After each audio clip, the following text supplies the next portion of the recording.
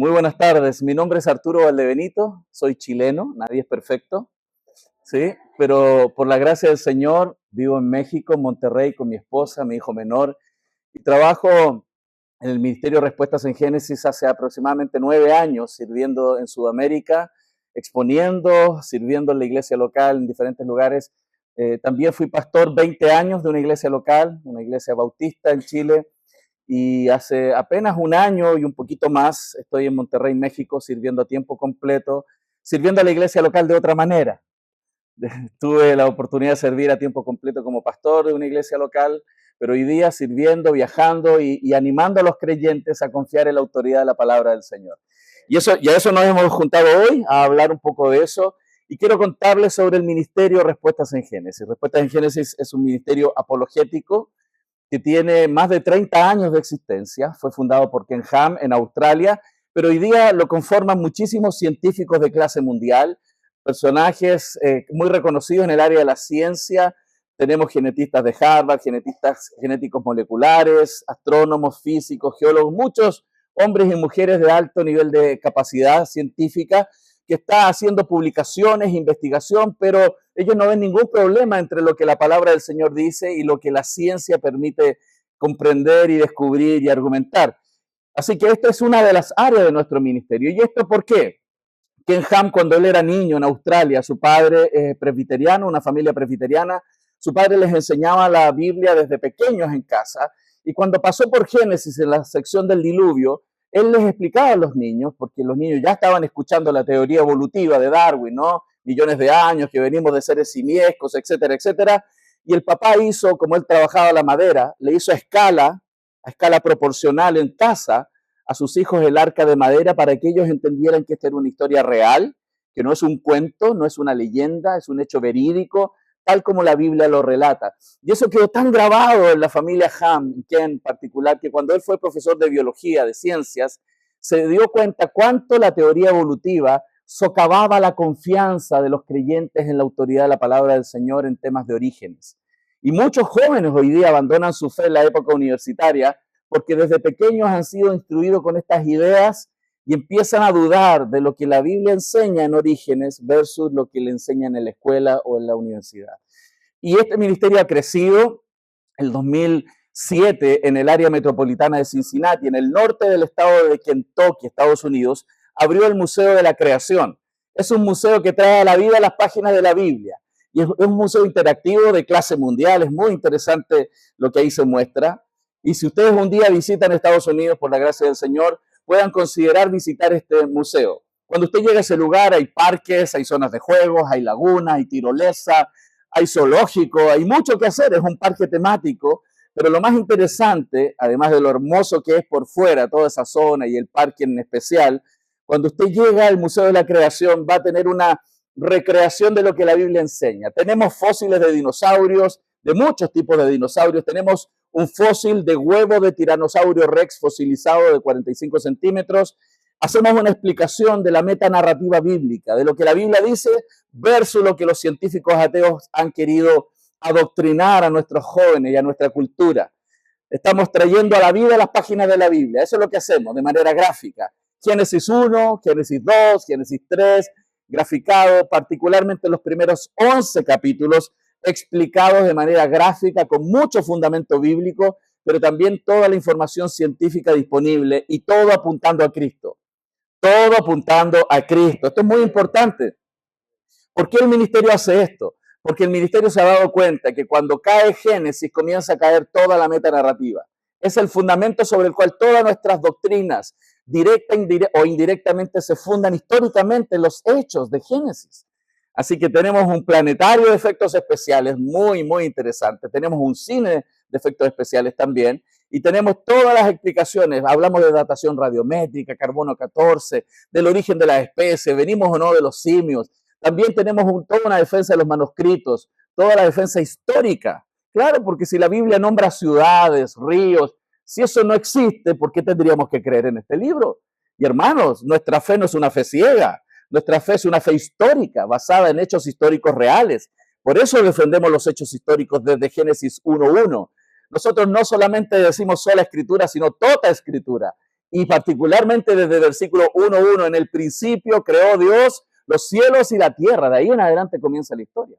Hermanos, defendemos que la Biblia es nuestra historia. La Biblia es la historia real del universo, es la historia real del origen de las especies y por supuesto la historia real de Cristo y todo este plan maravilloso de redención que ha plasmado, ¿cierto?, a través de los años. Así que hay muchas respuestas para las inquietudes que los jóvenes tienen. Yo tenía de joven muchas dudas sobre mi fe. Los jóvenes de la iglesia que yo pastoreé también la tenían y por eso por ahí empezó toda esta convicción de la necesidad de instruir a la iglesia en apologética. Tenemos uno de los alosauros más completos del mundo en nuestro museo, ahí está. Y esto es bueno que los creyentes lo sepan. Los dinosaurios sí existieron, porque yo he escuchado a algunos cristianos que dicen que es un invento de los evolucionistas. No, estos animales formidables sí existieron, pero no hace millones de años. Estos animales fueron creados por Dios en esa semana de la creación. Tenemos todas esas explicaciones sobre el diluvio, las capas de roca.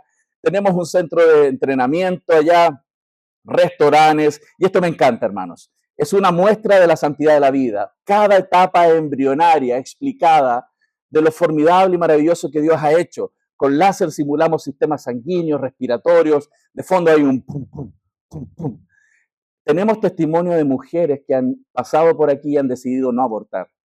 O sea, porque traer frente a los ojos lo que realmente sucede en el vientre es maravilloso, hermanos, y está ahí, y hay testimonios de esto. Estamos todo el tiempo haciendo una defensa de la verdad bíblica, que es la verdadera realidad, valga la redundancia, la verdadera realidad, no es una realidad, la única realidad sobre la cual los seres humanos pueden caminar, ¿cierto? Y tener sentido y propósito en la vida. Así que hay mucho que ver, hay un lindo restaurante, usted va a pasar un gran día en el Museo de la Creación, pero además va a salir fortalecido. Pero el 2017 abrimos un segundo parque. Fíjense que el museo recibe 500.000 de personas por año. Que es el encuentro con el arca con las dimensiones bíblicas, que también es otro gran museo, fue abierto en 2017 y recibe 1.2 millones de personas por año de visitantes. Ahí van cristianos y no cristianos, escépticos, ateos, pero son impactados por el mensaje de la verdad de la palabra del Señor.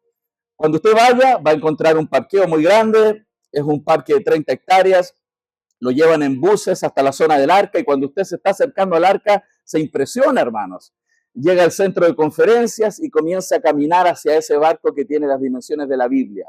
¿Cuál es el problema? Que a veces en la escuela dominical lo enseñamos como caricaturas y los niños se quedan con esa idea en la mente y cuando tienen que defender su fe, recuerdan una caricatura, pero no un barco real que tiene una puerta, hermanos, una puerta que apunta a Cristo. Los que entraron por esa puerta por medio de la fe fueron salvos. Apunta a Cristo. Jesús dijo, yo soy la puerta. Imagínense, hay materiales de niños que ni siquiera tienen la puerta dibujada. Todo esto tiene que ser coherente, porque si el niño va a tener su fe consistente, tiene que ser bien explicado. Están las 3 plantas, una puerta, toda una explicación mecánica, física, de cómo puede haber sido la vida de las 8 personas, los animales, 2 de cada tipo de animal en el arca, ahí la puerta, como ustedes ven en este video. Esto es realmente muy interesante. Se explica también los procesos catastróficos diluvianos, cómo fue el diluvio. Hay toda una muestra bíblica, pero también las implicaciones científicas. Y usted tiene que entender esto, ¿cierto? Seguramente usted lo sabe, pero por si acaso, la Biblia no es un libro de ciencia, es un libro de historia, principalmente. Pero todo lo que ella diga en términos históricos va a tener implicaciones científicas. Porque si la Biblia describe un diluvio global con características planetarias, vamos a tener señales de esas en las capas de roca, los fósiles, etcétera. Y eso es lo que nosotros explicamos para que los jóvenes confíen en la narrativa bíblica. Tenemos un cine de realidad virtual y también para los niños pequeños un carrusel, un centro de conferencia donde todo el año hay congresos para hombres, mujeres, familia. Bueno, yo no vengo a presumir, hermano. La idea es que usted se anime si un día va a Estados Unidos, pueda visitar nuestro Museo de la Creación. Tenemos un canal digital también y tenemos el Día Latino. Una vez por año, el Arca y el museo, todo se prepara para el mundo latino. Y usted sabe, los latinos somos más bulliciosos, nos hacemos notar cuando llegamos, los americanos son muy tranquilos, todos bien portados, pero cuando los latinos están ahí, los gritos, los niños corriendo, yo digo ya, solo faltan las chancletas volando de las mamás para que los niños se porten bien. Así que hermanos, el Día Latino este año tiene este lema: el hogar como fortaleza, la importancia de que la familia sea una fortaleza frente a todo este avasallante ideologización que está produciéndose en todo el mundo. Entonces, todo está preparado para el mundo hispanohablante el 17 y 18 de octubre. Así que ahí está hecha la invitación. Vamos a ir al primer tema de esta noche, que es apologética real. El día de ayer antes de ayer estuve enseñando en una iglesia aquí en Valencia sobre las 7 Cs de la historia, la metanarrativa bíblica. Estuvimos hablando sobre si venimos o no de seres simiescos. Hoy vamos a abordar dos temas distintos, pero todos muy interconectados. Vamos a hablar sobre la necesidad de defender nuestra fe, de hacer apologética, sobre todo en el contexto en el cual nosotros estamos. Todos los cristianos sabemos que la palabra de Dios es el fundamento para nuestras vidas, ¿no? Yo creo que en sus iglesias, en esta iglesia, todos lo escuchamos todo el tiempo, sabemos que la Biblia es la palabra de Dios y es nuestro fundamento. Sin embargo, nosotros hacemos una propuesta, que es tan importante volver al fundamento inicial de los primeros 11 capítulos, porque si esos 11 primeros capítulos no son reales, no son historias reales, no tenemos cómo sostener todo lo que sigue después. Si Génesis 1 al 11 cae como historia verídica, real, hermanos, vamos a tener serios problemas con todas las áreas de nuestras teologías. Toda teología, directa o indirectamente, está ligada a los hechos históricos producidos en los primeros 11 capítulos. Todo cristiano entonces entiende que la Biblia, toda la Biblia, es la base de nuestra visión de la realidad, de la cosmovisión cristiana. Ahí está toda nuestra doctrina, ahí está el Evangelio, las buenas nuevas, redentivas en Cristo, pero por supuesto todas las cosas. Todo lo que entendemos sobre el universo, sobre los seres humanos, el origen de todo, el por qué hay algo y no hay nada, cómo tenemos que vivir, las preguntas existenciales, quiénes somos, de dónde venimos, a dónde vamos, todo eso se responde desde una visión bíblica. Y hoy estamos en una gran batalla, usted lo sabe, hay una batalla por la verdad, hay una lucha muy fuerte y principalmente entre dos fundamentos. O los cristianos y el mundo se para por la palabra del Señor, se sostiene la palabra de Dios, o en lo que los hombres piensan. Los seres humanos han ideado demasiadas filosofías y particularmente en estos tiempos hay una cosmovisión fragmentada. Hay demasiadas ideas sobre la realidad y nosotros estamos advirtiendo que esta ideologización es una estrategia diabólica que está desde el principio. Fíjense lo que dice Pablo en 2 Corintios 11, capítulo 11, verso 3. Dice, pero me temo que como la serpiente con su astucia engañó a Eva, vuestros sentidos sean de alguna manera extraviados de la sincera fidelidad a Cristo. Piensen lo siguiente, Pablo preocupado, está preocupado, dice, me temo, él tiene una preocupación que lo que sucedió allá en Génesis lo pudieran estar viviendo sus hermanos contemporáneos. ¿Qué podía estar pasando? Que Satanás pudiera estarlos engañando de la sincera fidelidad a Cristo, a pesar de que van a la iglesia, cantan corito, leen su Biblia, Satanás tiene estrategias para engañar a los cristianos. Y él cita algo que sucedió en Génesis. ¿Qué es lo que sucedió en Génesis? Que Satanás vino sobre Eva y le hizo dudar, ¿se acuerdan? ¿Será que Dios realmente dijo eso? Miren, la serpiente era astuta, en Génesis 3 dice, la serpiente era astuta más que todos los animales del campo que Jehová Dios había hecho, la cual dijo a la mujer, con que Dios os ha dicho. Hermano, esta es la estrategia de Satanás todo el tiempo. Nada nuevo debajo del sol. Satanás viene y nos hace dudar de lo que Dios ha dicho en su palabra con tanta claridad. ¿Ha pensado alguna vez, era tan difícil entender la instrucción en Génesis? ¿Qué es lo que Dios le dijo? Come de todo, solamente de ese árbol no comas. Hermano, usted necesita hacer una exégesis profunda de esa instrucción, necesita saber lenguajes originales para entender eso. Es muy simple. Come de todo, solo de una cosa no comas.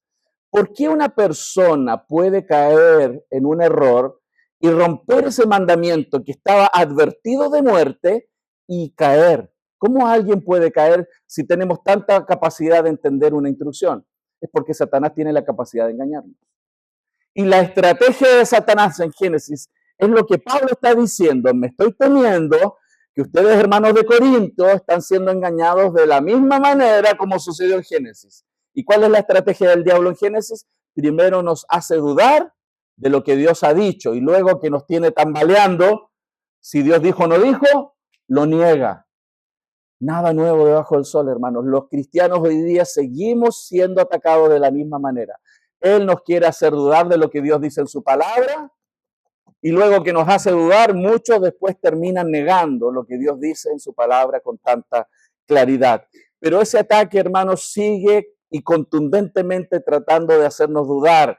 Hay muchas preguntas que los jóvenes tienen. Yo era uno de esos. Yo tenía convicciones en la iglesia desde pequeño, iba a la iglesia desde muy niño en mi país, pero cuando empecé a avanzar con los años tenía preguntas. Ahora vivimos en una era científica, la Biblia se puede demostrar, no ha refutado la ciencia la Biblia. ¿Cómo sabes que la Biblia es verdadera? ¿Qué evidencia? ¿Dónde tenemos evidencia de Dios? ¿Quién creó a Dios?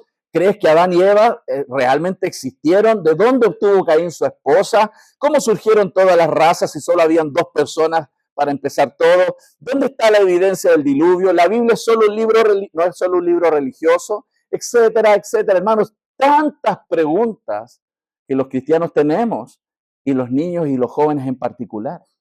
Y si no tienen respuesta a esas preguntas, que la Biblia sí responde, hermanos, los niños van a encontrar la respuesta en otros lados. Y ese es un desafío para nosotros. Por eso es tan importante centrarnos en Génesis 1:11 como el fundamento. Nosotros sabemos que hay muchas cosas que la iglesia necesita. Yo fui pastor 20 años de una iglesia local. Hay tanto que enseñar, ¿no? Pastores, ¿cierto? Tantos tópicos. Pero hermanos, en esta época donde hay tanta ideología, tantas ideas, nuestros niños están en un sistema secular que no es neutral. Ellos están adoctrinando una cosmovisión atea a nuestros hijos todos los días.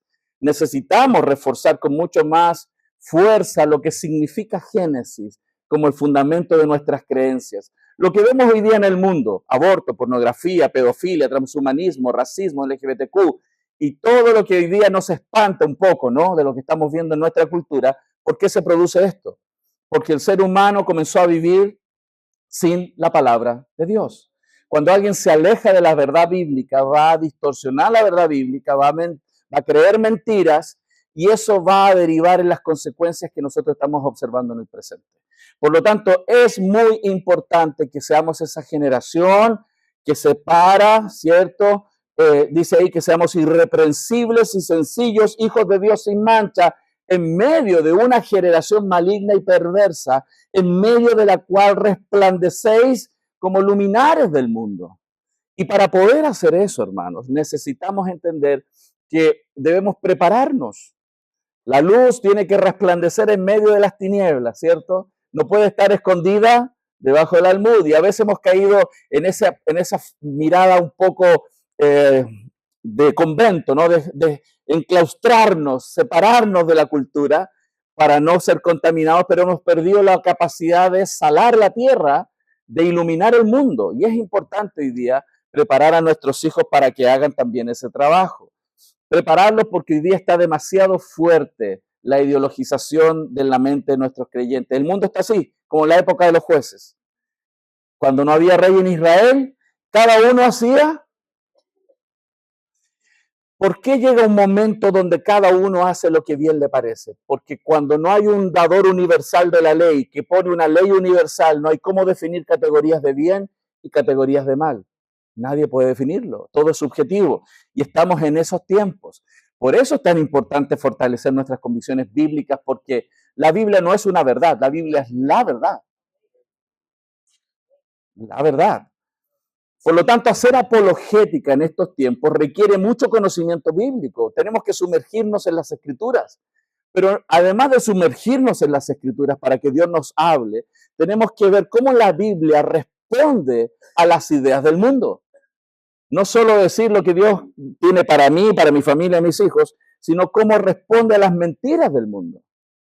Porque hoy día el cristianismo tiene que entender que tiene que tener ese rol de apologética, sobre todo si usted quiere evangelizar a las personas. La Biblia entonces es la base de la cosmovisión cristiana, la palabra de los hombres es la base de muchas ideas seculares del mundo. Las dos religiones están compitiendo, la verdadera, que se funda en la palabra del Señor, y la religión de los hombres, la que se funda en las ideas de los hombres.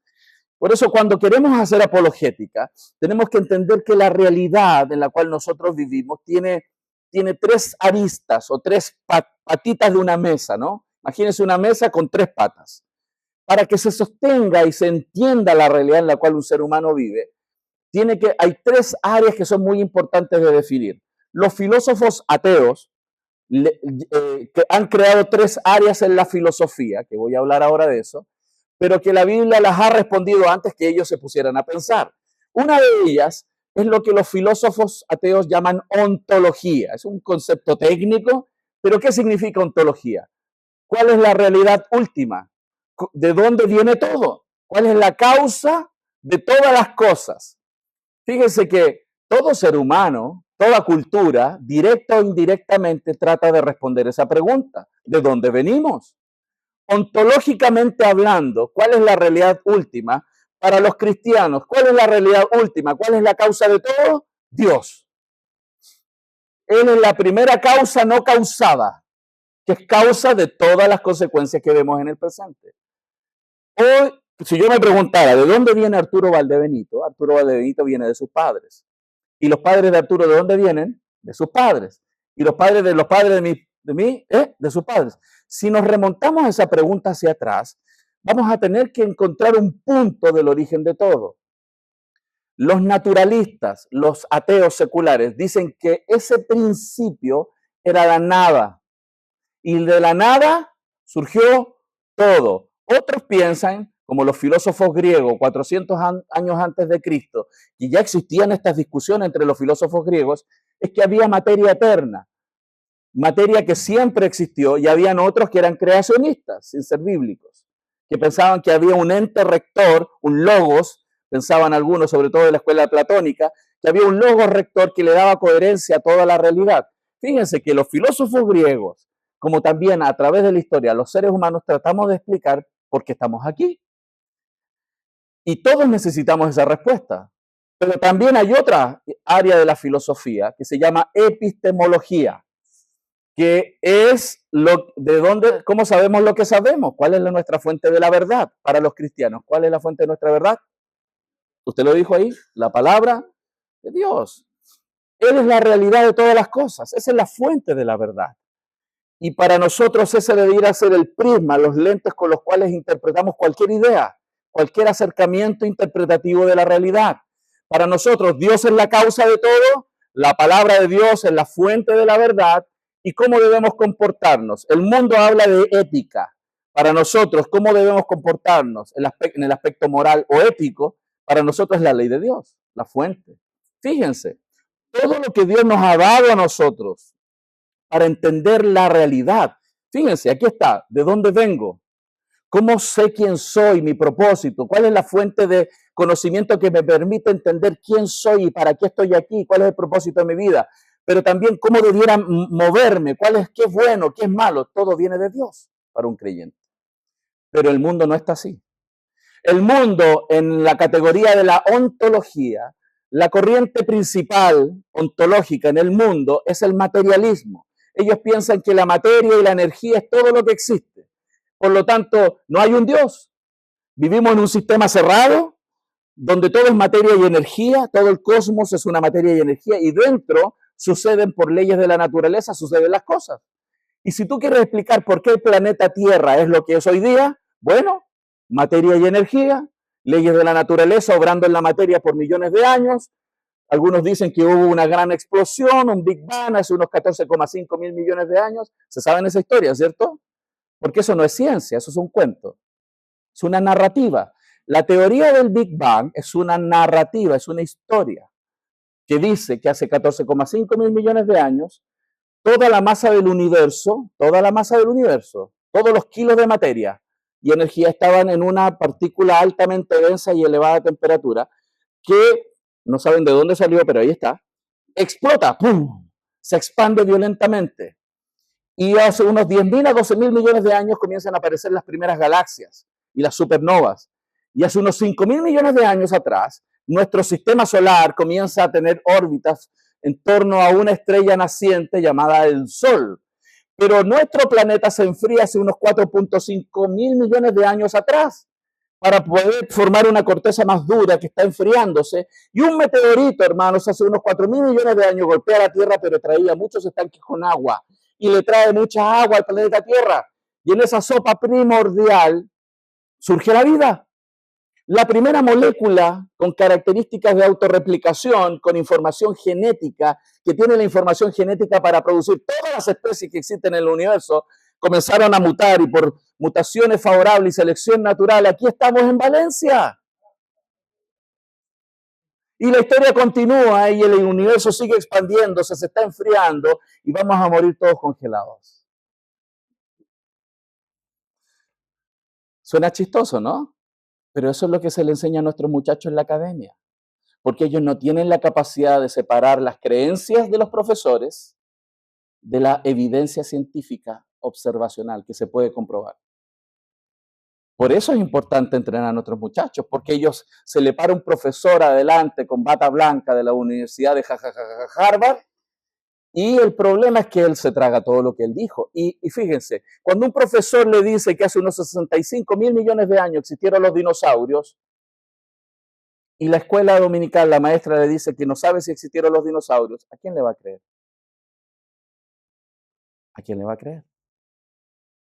¿A quién le va a creer? ¿Al profesor de la academia que estudió doctorado o a la hermana de la escuela dominical que yo sé que se preparó, ¿cierto? Yo sé que las hermanas se preparan, ¿cierto? No están el sábado en la noche preguntando qué clase tienen que dar el domingo. No, ellas se preparan bien en toda la semana, ¿cierto? Estudian el texto, se preparan en oración y ayuno, las manualidades. No están llamando qué enseño mañana, ¿no? Eso no pasa. Yo sé que en Sudamérica ya son los pecadores. Aquí no, aquí yo creo que se preparan, ¿cierto? Amén. Que se caiga el techo no, mejor que no, mejor que no. Pero fíjense que eso tiene que competir con un doctorado que le está diciendo, según él, que eso está comprobado. Y el niño no tiene cómo separar. Y digo niño, el muchacho que entra al pregrado universitario. En pregrado universitario, los primeros 4 o 5 años de universidad, no tiene herramientas para poder ir en contra de las ideas con las cuales lo están adoctrinando. Hermano, la academia no es neutra, no es neutral. El profesor elige qué libros tiene que leer tu niño. El profesor elige qué preguntas tiene que responder en las pruebas. El profesor elige todo. Él dirige el conocimiento de tus jóvenes. No es neutral. Y tú lo mandas ahí, sin preparación a veces. Por eso es importante la apologética. ¿Por qué? Porque los cristianos no somos neutrales. Dios nunca permite la neutralidad. La apologética tiene que tomar una posición. La apologética cristiana toma una posición y desde ahí defiende y desde ahí ataca. La apologética es necesaria. Jesús dijo muy claro, el que no es conmigo, no se puede ser neutral en el reino de Dios. No existe la neutralidad. No existe un cristiano que pueda decir soy cristiano e ir a la academia y decir yo soy neutral.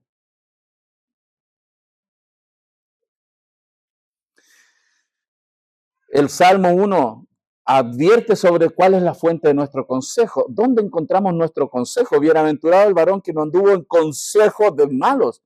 Verso 3, 2, sino que en la ley de Jehová está su delicia. Para Dios no hay neutralidad. O busco mi fuente de consejo en lo que Dios dice o en lo que los hombres dicen, o estoy con Dios o contra Dios, o soy luz o soy tinieblas. En la Biblia nunca hay neutralidad. Y si vamos a edificar una cosmovisión cristiana en nuestras familias, necesitamos entregarle herramientas a nuestros hijos. ¿Por qué? Porque dice ahí, por cuanto los designios de la carne son enemistad contra Dios, porque no se sujetan a la ley de Dios ni tampoco pueden. Y los que viven según la carne no pueden agradar a Dios. Fíjense cómo Dios siempre separa la carne y el espíritu, la luz y las tinieblas. Todo es en ese punto dualista, ¿sí? Entonces, somos luz o tinieblas y la luz se funda en la palabra del Señor. Lo mismo, la idea de la casa, ¿no? O estamos sobre la roca o sobre la arena, las ideas de los hombres o las ideas de Dios. Hermano, y en este punto todos tenemos creencias previas o presuposiciones. Todos hemos aprendido a través de los años y hemos adoptado ciertas creencias. Y cuando queremos interpretar la realidad y interpretar las evidencias, todos tenemos lentes con los cuales interpretamos las evidencias.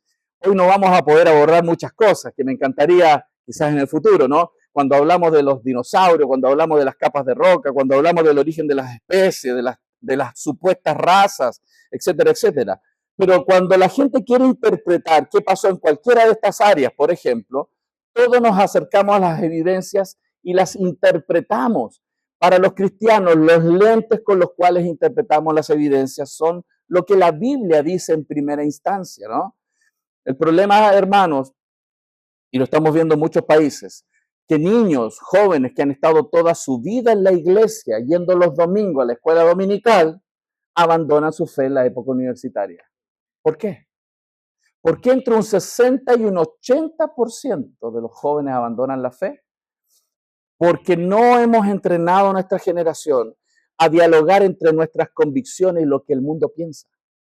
Le hemos dicho, eso es del diablo simplemente, eso está mal. ¿Pero por qué está mal? Los muchachitos quieren por qué, ¿sí o no? No te dicen, mamá, ¿por qué? Mamá, ¿por qué? Y ese ha sido el problema, que los cristianos nos hemos acostumbrado a pensar que el cristianismo es una fe ciega, un salto al vacío. Y la Biblia, y el pastor lo citó al principio, citando a Pedro, a 1 de Pedro 3:15, que tenemos que estar siempre preparados para presentar razón de la esperanza que hay en nosotros. Porque no solo los cristianos tenemos preguntas, los escépticos también.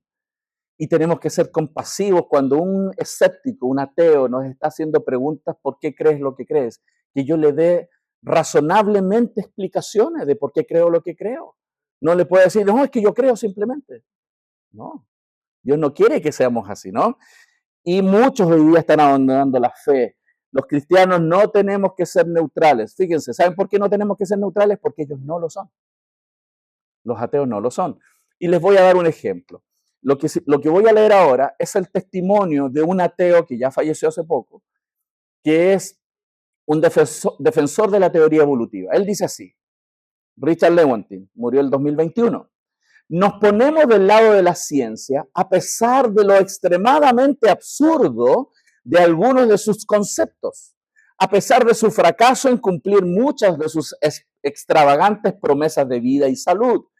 Y a pesar de la tolerancia, miren esto, de la comunidad científica a historias especulativas sin fundamento. ¿Por qué? Porque tenemos un compromiso anterior, un compromiso con el materialismo. ¿Eso es ciencia o es creencia? Creencia. Los ateos piensan así. No es un asunto de ciencia, no es un asunto de evidencias, es un asunto de decidir no creer en la realidad divina. Es un problema en el corazón por su propia injusticia, dice Romanos 1. Fíjense, por eso, ¿por qué él lo hace? Porque él tiene un compromiso con el materialismo, un presupuesto previo, una creencia previa. No existe Dios, solo materia y energía. Eso es el materialismo.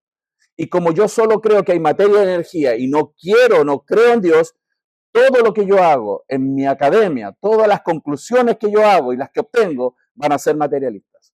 Y no lo digo yo, mire lo que dice y agrega él. No es que los métodos o las instituciones de ciencia nos obliguen a aceptar una explicación materialista del mundo fenomenológico, sino por el contrario, que nosotros estamos forzados por nuestra adherencia a priori a las causas materialistas para, fíjense, para crear un aparato de investigación y una serie de conceptos que producen explicaciones materialistas. Detengámonos ahí.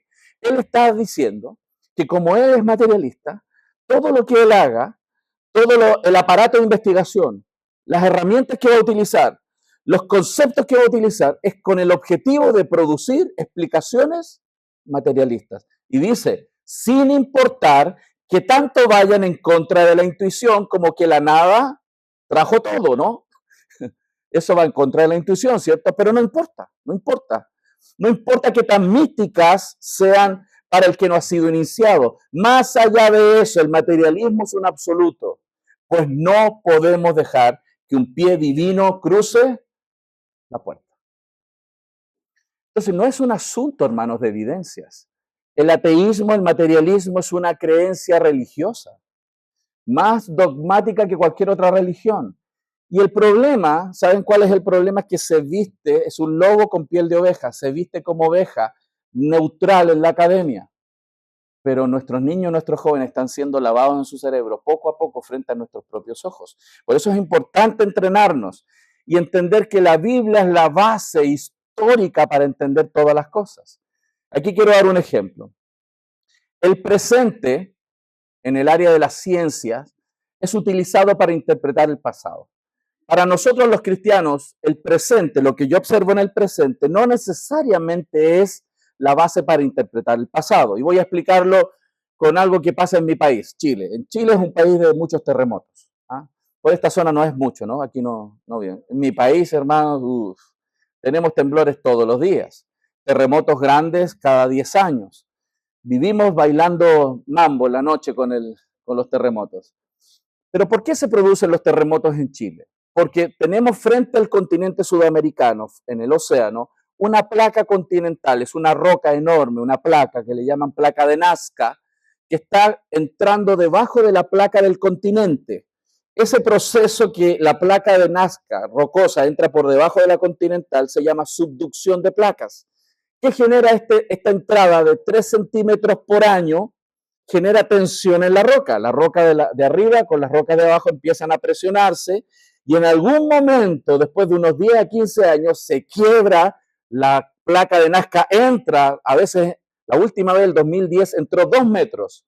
Con 2 metros tuvimos un terremoto 8.9 Richter arriba y un tsunami. A las 3:40 de la mañana, todos bailando con el terremoto. Pero, ¿por qué doy esta explicación? Porque lo que observan los geólogos actualmente, cuán rápido avanzan las placas, 3 centímetros por año. Y ellos dicen, si los continentes estuvieron alguna vez juntos y están a muchos kilómetros y avanzan 3 centímetros por año, entonces, ¿cuánto se demoró? Millones de años. Usan el presente para interpretar el pasado. Nosotros no. Nosotros usamos la narrativa bíblica.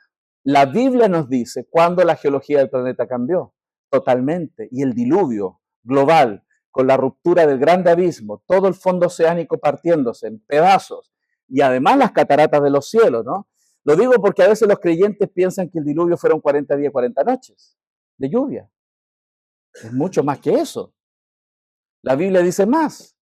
Y solamente explicamos 40 días, 40 noches. La Biblia dice que pasaron 2 grandes cosas. Se rompieron todas las fuentes del grande abismo, y el abismo es el fondo oceánico.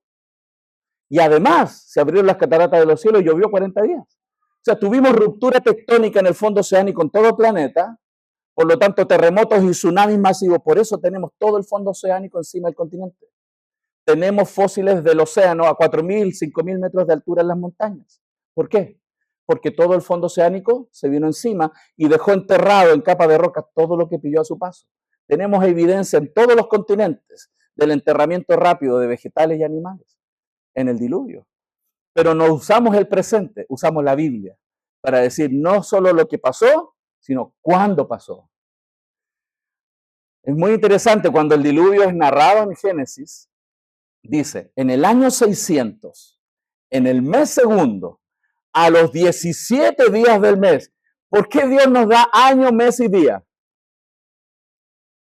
Porque es un hecho histórico. Porque si no diría, en la tierra muy, muy lejana, érase una vez un hombre llamado Noé, porque así empiezan los cuentos, ¿no? La Biblia no es un cuento, no es una leyenda, no se compara a las leyendas de los coexistentes en esa época. La Biblia es la historia real. Y cuando Dios le entregó la historia real a Moisés, estaba haciendo una apologética a todas las ideas que estaban circulando alrededor de su zona. Para nosotros, la Biblia es el relato, 100% el relato infalible del creador y testigo omnisciente, hermanos. ¿Cuál es el problema? Que nuestros jóvenes tienen mucha confianza en la ciencia hoy día, pero la ciencia no habla, la ciencia no tiene boca, los científicos hablan y los científicos tienen corazón. Y claro, como tenemos tanto desarrollo tecnológico por el desarrollo científico, confiamos en la ciencia operacional o método científico. Ellos no entienden que hay otras categorías de ciencia, como la ciencia histórica, que no se puede observar en un laboratorio. ¿Cómo usted demuestra, cierto, algún hecho histórico en un laboratorio? No se puede. Usted tiene que reconstruir la historia, ¿no? Yo hice ayer, el miércoles, un ejercicio, los que estuvieron ahí no lo digan, pero me gustaría una hermana muy valiente. Yo sé que aquí hay mujeres valientes, ¿no? Amén. Una hermana valiente que nos conteste públicamente cuántos años tiene. ¿Cuál es su edad? ¿Quién se anima? Una hermana valiente que nos diga, confiese su edad. ¿Quién? No, hay uno valiente aquí. Ya, la hermana de ahí atrás. 60 años. ¿Cómo se llama usted, hermana? Gloria. Gloria nos acaba de confesar públicamente a todos que ella tiene 60 años, ¿cierto? ¿Cuántos le creen? Yo le creo. La que tiene al lado, levanta la mano, no le conviene, ¿sí? Ok. Yo le creo que ella tiene 60, pero ¿cómo ella nos puede demostrar científicamente que tiene 60 años? No hay examen de laboratorio que pueda demostrar que ella tiene 60 años. No existe. Ella tendría que recurrir a su documento de identificación impreso, pero ¿se puede falsificar? Sí. Hay gente que la han inscrito un día diferente al que nació. Hay personas que creen que sus papás son sus papás. O sea, no es confiable científicamente. Pero yo estoy seguro que el día que la hermana nació, su mamá estuvo ahí, ¿cierto? Yo estoy seguro. Su mamá estuvo ahí el día que usted nació. ¿Sí? No me voy a equivocar de eso. Ok. Fíjese que para demostrar la edad de nuestra hermana, que ella apenas nació hace 60 años, ella tiene que recurrir a un documento impreso y al testimonio de alguien que vio cuando ella nació. ¿Qué es la Biblia? Un documento impreso que tiene escrito lo que personas vieron en el pasado y sobre todo el testimonio de un Dios que no miente, que es testigo ocular y actor principal de todo lo que ha sucedido en la historia. Entonces tú tienes que decidir y enseñarle a tus hijos a decidir a quién le vas a creer. Si al que relató la historia en el pasado, que no miente, o a lo que los hombres piensan que sucedió en el pasado. Y esa es otra categoría, que no es ciencia observacional. Entonces, la enseñanza secular, hermanos, no es neutral. El naturalismo, la evolución de los millones de años y, por supuesto, hoy día la moralidad subjetiva es lo que se enseña en base a los presupuestos como el de Lewontin, que decidieron creer que todo el mundo es materia y energía. Y en base a esa idea, ellos enseñan esto en clases. Es la palabra del hombre sobre la cual ellos se apoyan para enseñar lo que enseñan en la academia y en el colegio. Pero nosotros, los cristianos, nos basamos en la verdadera historia de la creación, no en millones de años, sino en miles de años, y por supuesto una moralidad absoluta. Porque si hay un Dios creador de las cosas, Él pone las reglas. Si no hay un Dios, nadie pone reglas. Cualquiera puede inventar sus propias reglas. Por eso hoy día entramos en un relativismo, porque sacamos al Dios de la realidad. La realidad ontológica ya no es Dios, es la materia. ¿Y cuál es la fuente de la verdad? Ya no es la palabra, es el empirismo, el subjetivismo, el relativismo, cualquier ismo que tú quieras hoy día, pero no la verdad de la palabra. Y por eso entramos en un problema ético tan destructivo para el ser humano, los hombres y las mujeres actualmente. Por eso nosotros nos basamos en la palabra de Dios. Necesitamos entrar entonces en una apologética real, una apologética consistente, ¿cierto? El ser humano, el problema que tiene es que tiene un corazón inclinado a rechazar a Dios. Dice ahí en Efesios 4:17, esto pues digo y requiero en el Señor, que ya no andéis como los otros gentiles, que andan ¿cómo?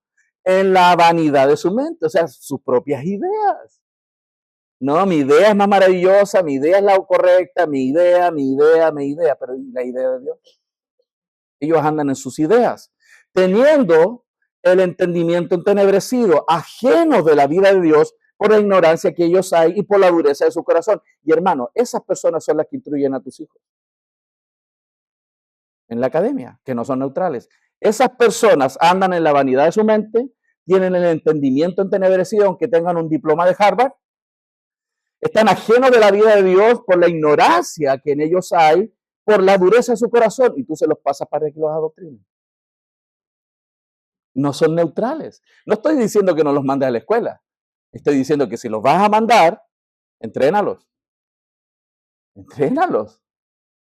Necesitamos entrenar a nuestras generaciones, porque el que no es conmigo, contra mí es, y el que es conmigo no recoge, desparrama.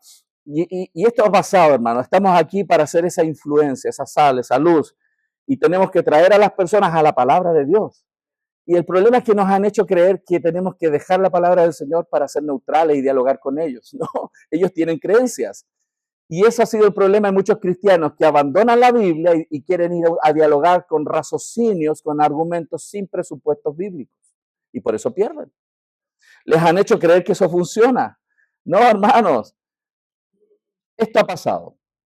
Los hombres nos dicen, hey, abandona tu Biblia, hablemos de ciencia, te dicen. Hablemos de ciencia.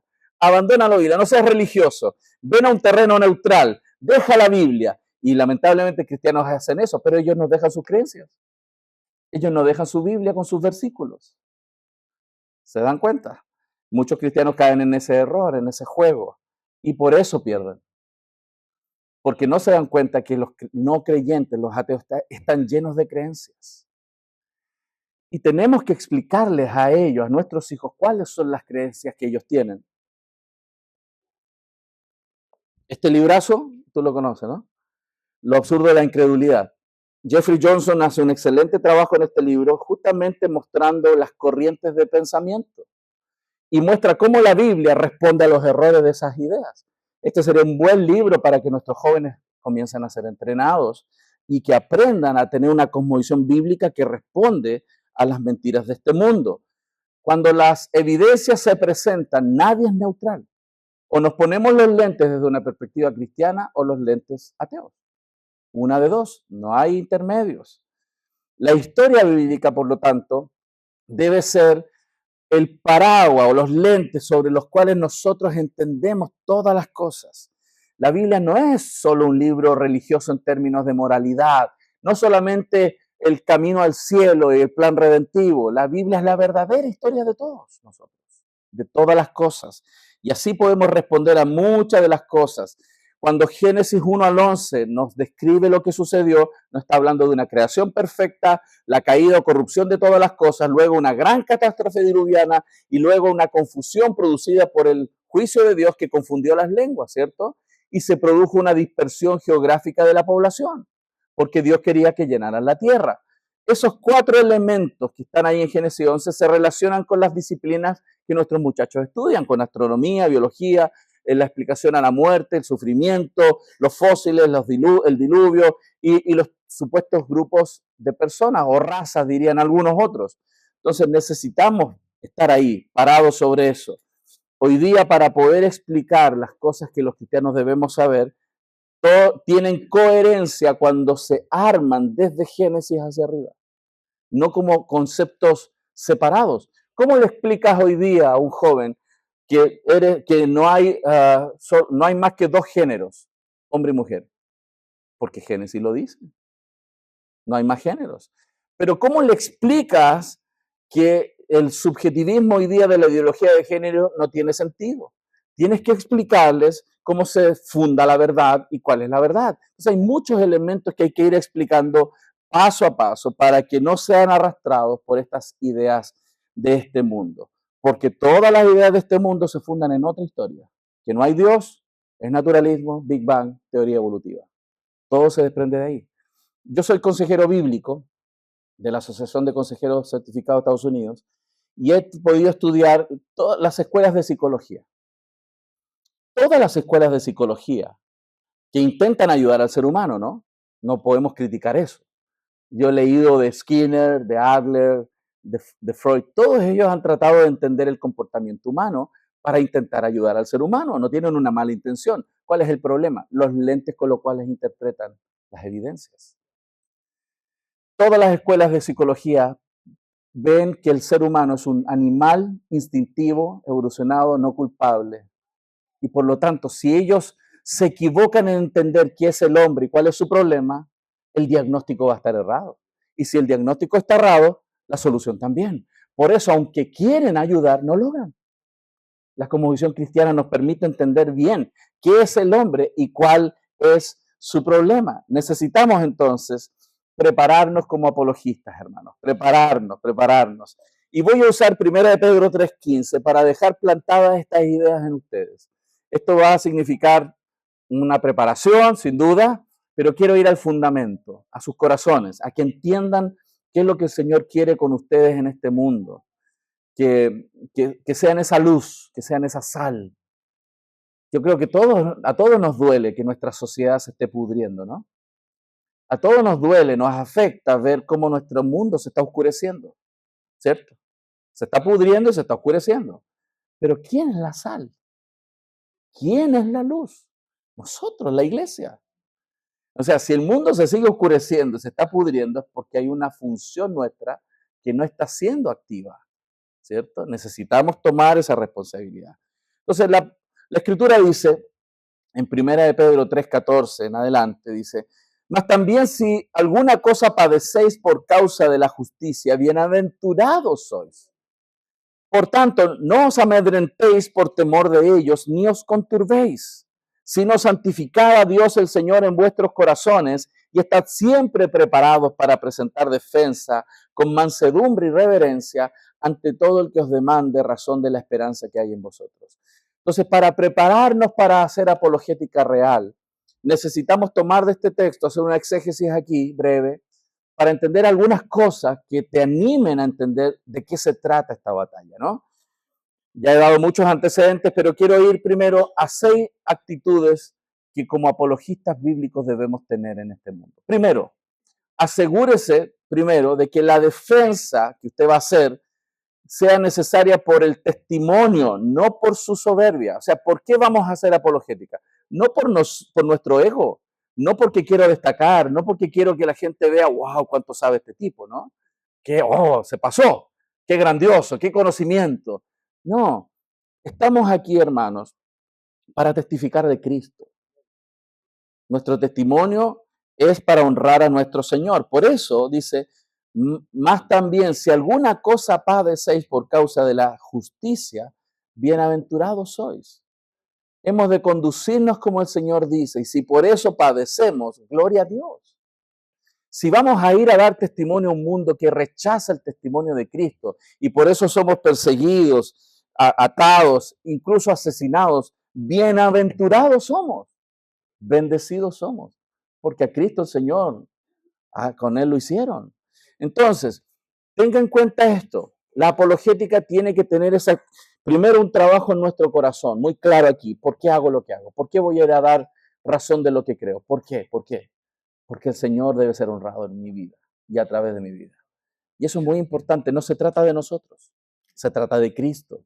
No es nuestro ego, es Cristo el que tiene que ser exaltado, no nuestras capacidades. Segundo, el apologista, nosotros, somos pecadores salvados por gracia, que nos gozamos en ser contados entre los necios, pero al mismo tiempo bendecidos cristianos, ya no más bajo el juicio y la maldición de Dios, y no busca el prestigio por superioridad o inteligencia o retórica, hermanos. Simplemente lo hacemos, hermanos, porque el Señor nos ha salvado por gracia. Miserables pecadores, salvados por gracia. Y si estamos en pie solo porque Cristo pagó el precio por nuestra salvación, fue molido por nuestros pecados y el castigo de nuestra paz fue sobre Él. Por su llaga hemos sido curados. Por eso Él merece un pueblo que se pare y hable y testifique de Cristo en un mundo que se pudre y se muere. Con compasión, hermanos. Entonces, por lo tanto, no os amedrentéis por temor de ellos, ni os conturbéis. No te amedrentes, porque el Señor está con nosotros. Y dice el tercer punto, que ya no estamos presentando una defensa de nuestra persona. No tenemos por qué intimidarnos ni tener miedo de los adversarios del Evangelio, porque ellos no se oponen a nosotros, se oponen a Cristo. Su problema no es con nosotros finalmente, su problema es con Cristo. Y Él pelea evidentemente mejor que nosotros, ¿no? Él pelea por sustentar su verdad. Por eso es necesario santificar a Dios, el Señor, en nuestros corazones, porque hacemos lo que hacemos. Pero también no unamos a Cristo con ambiciones y motivos personales. Si vamos a aprender apologética, siempre mantengamos una visión muy clara de cómo está nuestro corazón, cómo está nuestro ego, cómo está nuestro orgullo. Nuestros motivos personales no pueden mezclarse en la apologética. Me ha tocado observar jóvenes que se preparan en apologética, pero ellos quieren hacer apologética para ganar discusiones. para decir, le gané, le rompí el argumento que tenía el otro. De eso no se trata la apologética. La apologética cristiana no se trata de ganar discusiones. La apologética cristiana se trata de dar razón de la esperanza de Cristo. Si yo empiezo a conversar con alguien sobre estos tópicos y no termino en 10, 15 minutos después hablándole de Cristo, no estoy haciendo apologética cristiana. Es una guerra de ego, simplemente, una batalla de conocimiento.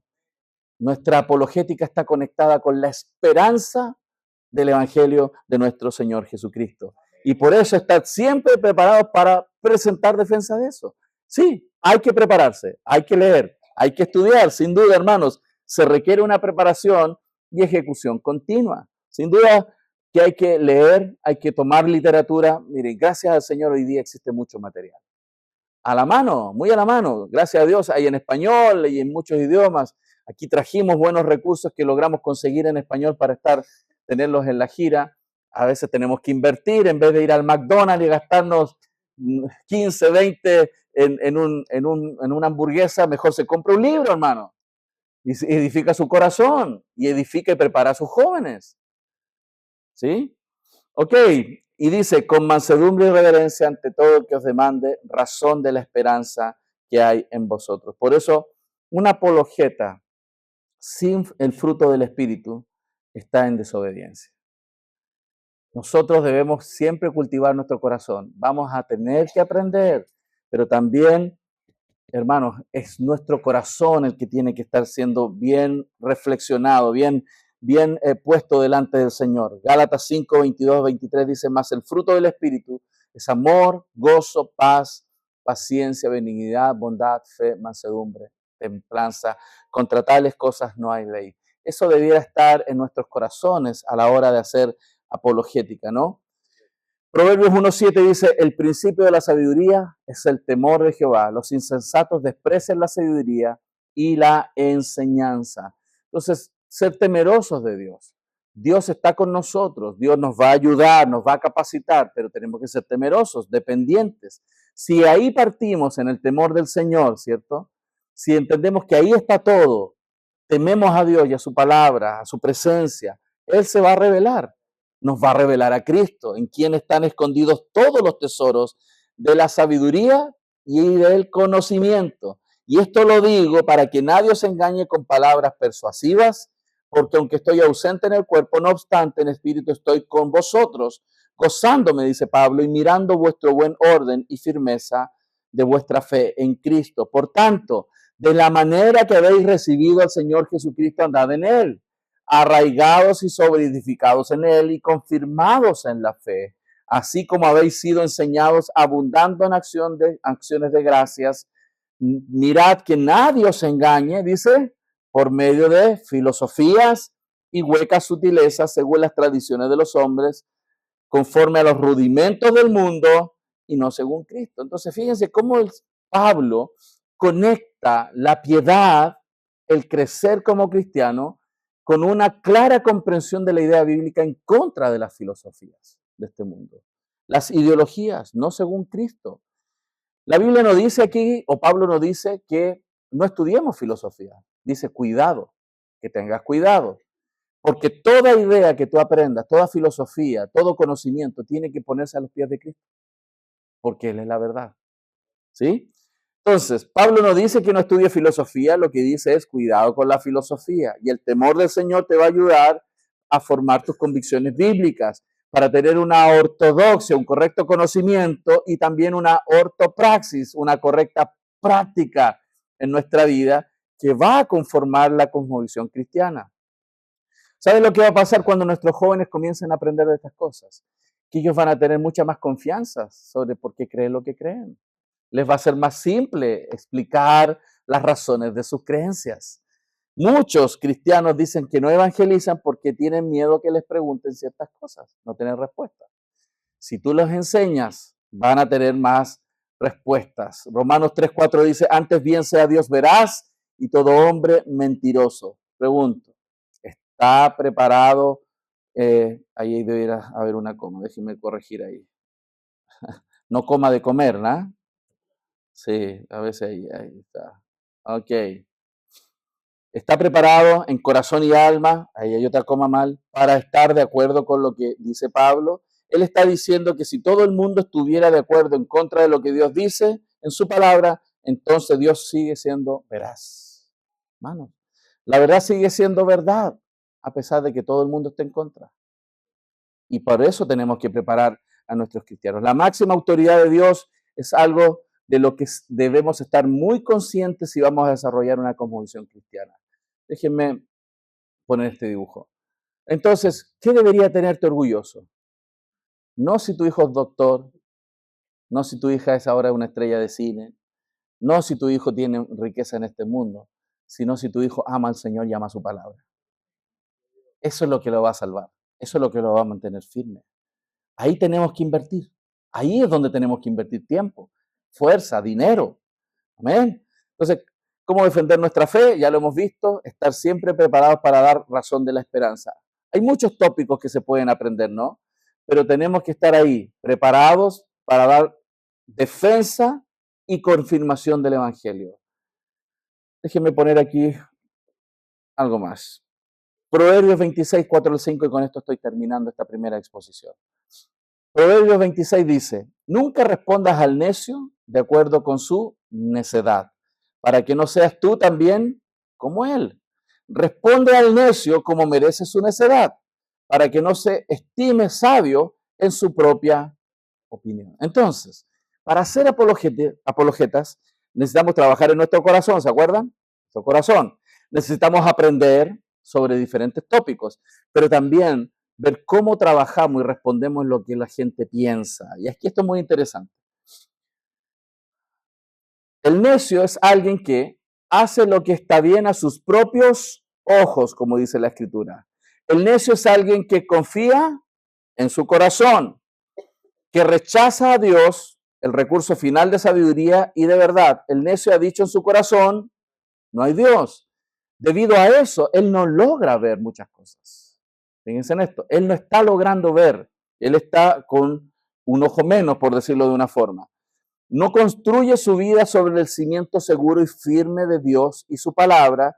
El necio construye su casa sobre la arena. Entonces, primero, ahí tenemos que tener compasión por ellos. Compasión. Es como si tú quieres ver lograr que un ciego vea.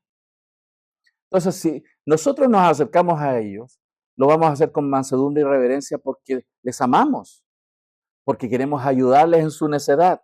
No los vamos a humillar, no queremos humillarlos. Queremos que ellos se den cuenta de los errores fundamentales en lo que están. Por eso debemos presentar la verdad a aquellos que son necios y no les vamos a responder en sus términos. Si ellos quieren que seamos neutrales, no seremos neutrales nunca. Les vamos a responder en los términos que ellos. Y aquí hay un ejercicio. Como creyente deberías seguir un procedimiento de doble vía. Del lado positivo, debes mantenerte firme en tus propias presuposiciones. Por ejemplo, que Dios existe, que la palabra de Dios es la verdad. Para presentar la verdad que afirma el cristianismo con el incrédulo, debe responder desde adentro, desde la palabra del Señor, no alejarse de ahí. Del lado negativo, debes temporalmente adoptar las presuposiciones del incrédulo para hacer una crítica interna de sus convicciones para poderle mostrar su inutilidad. Y voy a dar un ejemplo. Si hay alguien que dice que cree en la teoría de la evolución, que solamente los más aptos sobreviven, ¿cierto? Eso es lo que presupone la teoría evolutiva, que las mejores especies que están más capacitadas para sobrevivir son las que sobreviven y por mutaciones favorables los más aptos sobreviven. Pero yo le puedo llegar a proponer a alguien, mira, esa teoría no la puede vivir realmente todo ser humano.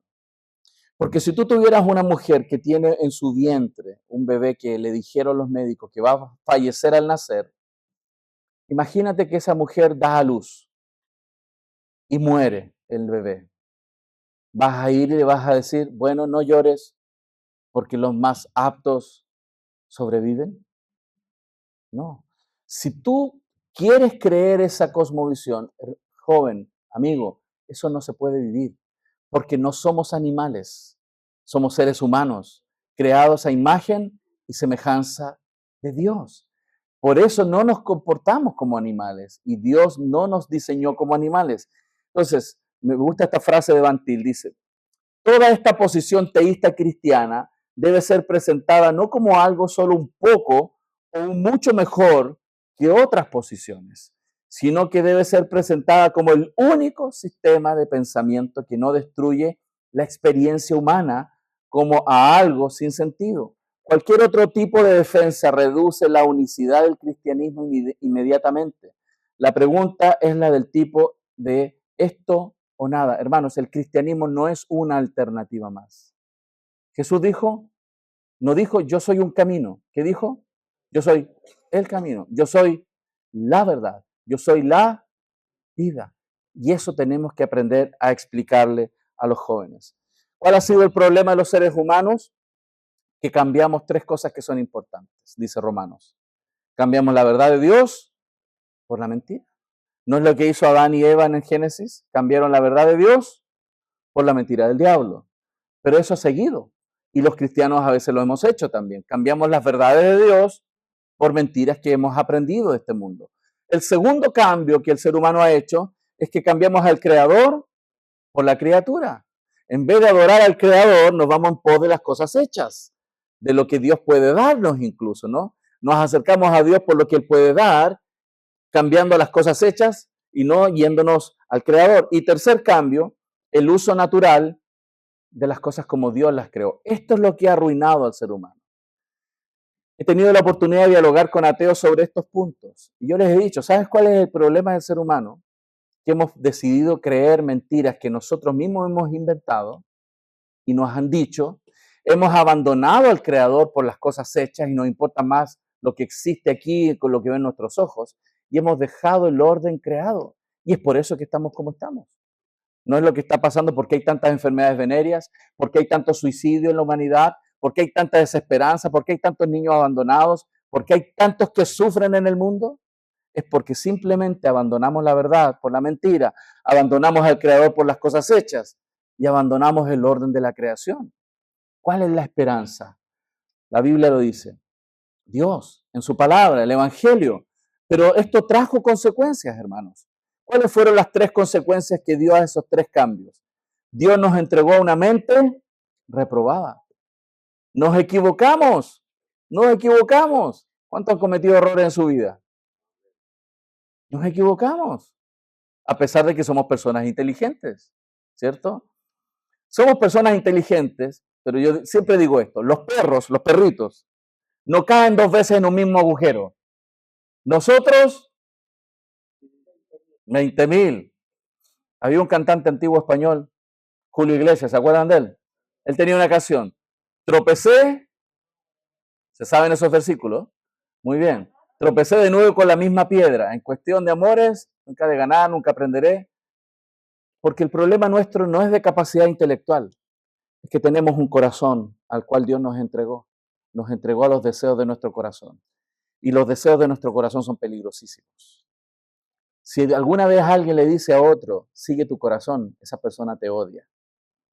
Te odia. Porque lo peor que tú le puedes desear a alguien en la vida es que siga su corazón. La Biblia advierte eso. Nunca podemos seguir nuestro corazón, debemos seguir la palabra del Señor.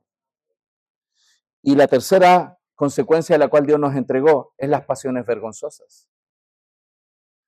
¿Qué esperanza hay? Romanos 12. Frente a los efectos noéticos en el raciocinio, frente a los efectos doxológicos en nuestra adoración, en vez de adorar al Creador, nos vamos por las cosas hechas. La única ayuda para los efectos éticos y morales con los cuales nosotros batallamos es el Evangelio. Romanos 12. Así que, hermanos, os ruego por las misericordias de Dios que presentéis vuestros cuerpos como un sacrificio vivo, santo, agradable a Dios, que es vuestro culto racional. No os conforméis a este siglo, sino transformaos por medio de la renovación de vuestro entendimiento, para que compruebes, pruébalo, tú pruébalo, para que tú pruebes, tú lo compruebes, no lo que te dijeron, tú pruébalo. La buena voluntad de Dios, agradable y perfecta. Lo que Dios dijo entonces, que si antes cambiamos la verdad por la mentira, ahora cambiamos las mentiras por verdades. De eso se trata. Antes creímos muchas mentiras, ahora abandonamos las mentiras y ponemos la verdad de Dios en nuestra mente y nuestro corazón. Si antes adorábamos las cosas hechas, ahora al creador, al autor, al creador de todas las cosas. De eso se trata la vida. Y si antes teníamos una vida desordenada, ahora ordenamos nuestra vida para la gloria del Señor, culto racional. Hermanos, esta es la esperanza. Y cuando tú conectas las razones en la apologética con la experiencia humana, los seres humanos van a lograr entender que estas ideas del mundo no tienen sentido. Las ideas de esta sociedad los destruyen, están destruyendo al ser humano, pero el Evangelio lo renueva, renueva al ser humano de gloria en gloria, día con día, y somos transformados a la imagen misma de Jesucristo nuestro Señor. Amén. Así que hermanos, Dios les bendiga. Vamos a tener ahora un alto. Quiero animarles a que consideren los recursos. Trajimos muy buenos libros. Este es Génesis para hoy, hecho por un científico de aquí de Inglaterra sobre la importancia de Génesis, ¿no? Y estos libros son los que yo utilicé para aprender apologética en mi principio. Los libros de las respuestas. Tienen más de 25 artículos científicos, teológicos, hechos por grandes escritores, pero explicados muy simples, para que cualquiera lo entienda y aprendamos muchas preguntas sobre dinosaurios, antigüedad de la Tierra, muchas cosas muy interesantes. Y este libro que habla sobre una sola raza, una sola sangre, lo que siempre Dios dijo, ¿no? Que venimos de Adán y Eva, versus la idea evolutiva que planteó que éramos diferentes razas. La raza negra, la raza blanca, eso no existe, hermano. Hoy día con el genoma humano ya demostraron que éramos una raza. Se gastaron millones de dólares en estudiar lo que la Biblia siempre dijo, que todos venimos de Adán y Eva. Pero hermano, aquí se muestra también cómo esta idea evolutiva dañó tanto. El racismo no lo creó Darwin, pero la idea darwiniana potenció el racismo de una manera violenta. Aquí hay mucho que aprender para fortalecer la idea de que todos somos imagen de nuestro Señor. Amén. Que el Señor les bendiga. Gracias.